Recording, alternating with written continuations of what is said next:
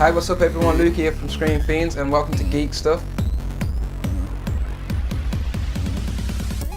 The first thing I want to talk about is a new show on TV called Go 8-Bit starring Dara O'Brien. It's on Channel Dave and I've got to say I've just finished watching the episode and I'm a little bit mixed about it. It's just another TV show where they don't really get the vibe. They just never seem to get this right. There's been multiple other video game like TV shows in the past and for some reason people don't seem to get the sort of vibe right. My favourite one was probably Games Master back in the 90s, which was really fun. It had a lot of sort of tournaments in and the host made loads of sexual innuendo puns. Now looking back on it, Dominic Diamond. Now while Alex gets to grips with this humongous possession, we're going to take a look at this week's reviews. But this show, I really like Dara O'Brien. I think he's great. I really quite like the fact they've got some of the older people on there as well, because a lot of gamers are a bit older now. I think the average age of a gamer is sort of like mid-30s now, which is no surprise. A lot of the old consoles come out around in the 80s. But it's another example of where they've sort of taken people who don't fully understand the games, and it's just quite cringy and awkward to watch these people compete in games that they're not very good at, and this can be quite funny at times. But you want people who know how to play games, they know the culture, especially sort of, you need to know about the past, but you need to know about the current culture and what's going on as well. You can't really live in the past as much as I love those old retro games. Second thing I'd like to talk about is the PlayStation 4 Slim. IGN have just done a review on it and a little bit more disappointed, to be honest. I don't see the point in this model. Now that HDR is going to come to the PlayStation 4 current models just by a firmware update, it just seems pointless to me. Most of the changes are cosmetic. The console's quieter, but it doesn't fuss me at all, to be honest. It doesn't really bother me. For me, it's actually an inconvenience because what they've done is they've taken the optical lead out of the back, so you can't plug an optical lead in, and I hook mine up to my soundbar, so I've got some decent sound on my games. I know a lot of people use it to hook up to their expensive, like very expensive headsets.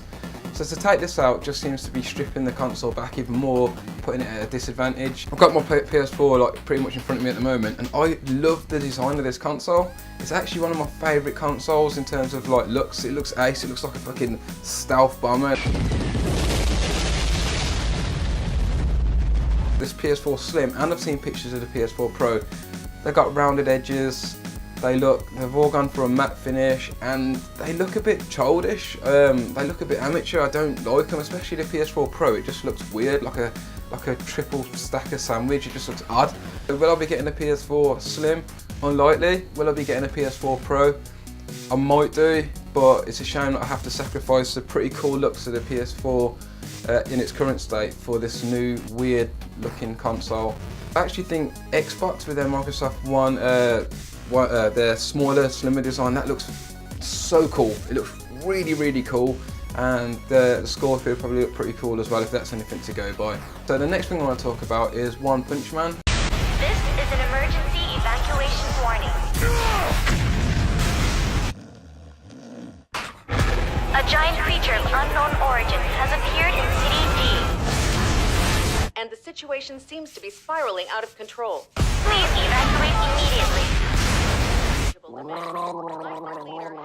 Guess I'll go. Who are you? Just a guy who's a hero for fun. For fun! I'm the hero I'd always dreamed of becoming. So it's been around on the web for some time now as a webcomic, and it's also been a manga, and it's also now a TV show. So I've read some of the mangas, but I stopped reading them, to be honest, not because I thought they were bad, but because I actually thought it would work better as an anime.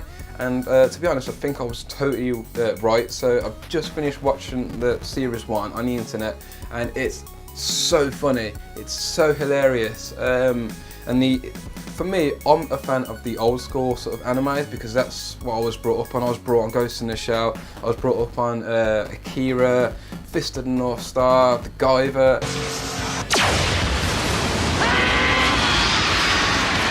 All of those ones, and for me what made those special was because they were hand drawn, they had very distinctive personalities and styles, especially sort of Fist of the North Star and Akira.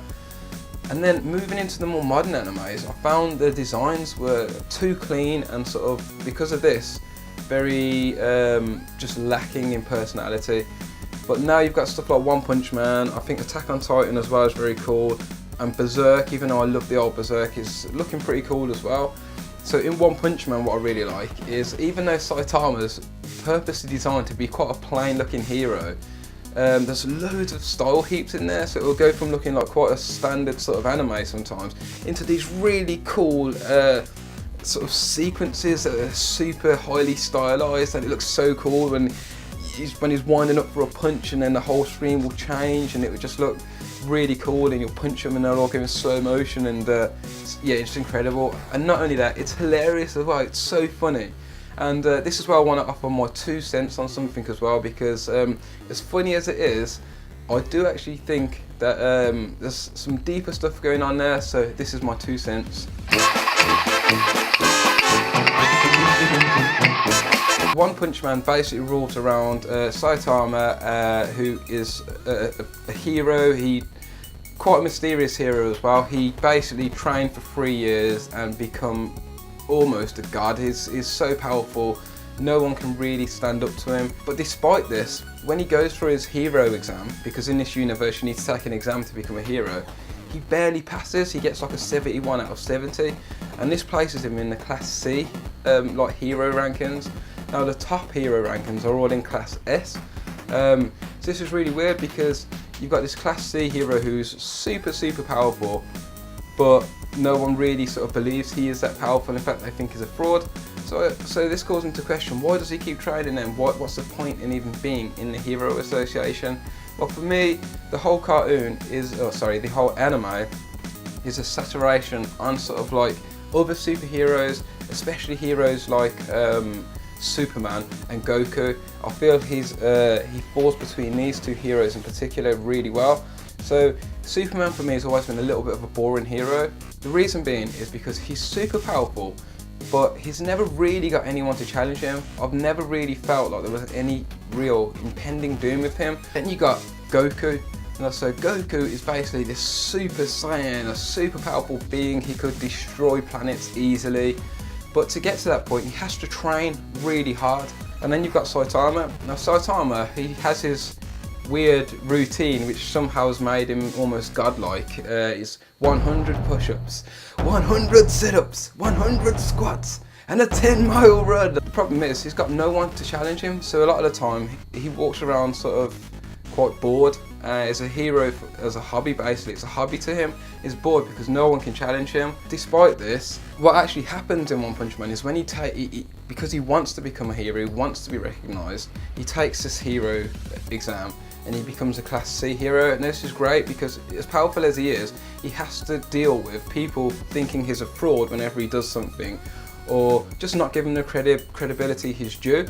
And he has to work from a Class C ranking all the way up to a Class S. He's not even, in fact, he's not got to a Class S ranking yet. So he's working through, but his attitude's fantastic.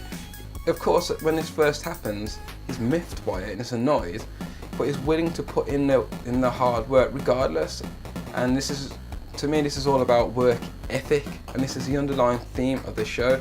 The fact that some heroes, Class C heroes, will turn up to dire situations in spite of the fact that they know they will get beaten. And this is an important message.